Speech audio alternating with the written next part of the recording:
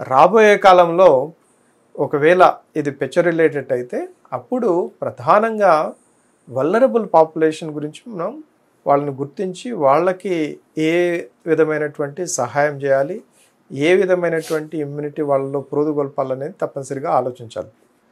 అంటే ఈ vulnerable population అంటే ఎవరు? వృద్ధులు, ఎస్పెషలీ 60-70 సంవత్సరాలు దాటిన వాళ్ళు. ఎందుకంటే ఈరోజు 60 సంవత్సరాలు దాటడం అనేది ఒక పెద్ద విషయం కాదు.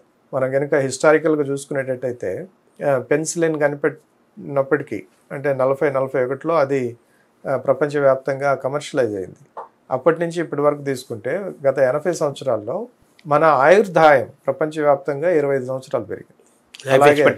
లైఫ్ ఎక్స్పెక్టెన్సీ జీవించే కాలం భారతదేశంలో కూడా అది పలు కారణాల వల్ల, మన జీవన ప్రమాణాలు పెరగటం వల్ల, మనకి వైద్యం అందుబాటులో ఉండటం వల్ల, మెడిసిన్స్ అందుబాటులో ఉండటం వల్ల, వ్యాక్సినేషన్లు చేసుకోవటం వల్ల, వీటన్నిటి వల్ల మన ఆయుర్దాయం భారతదేశంలో కూడా పెరిగింది.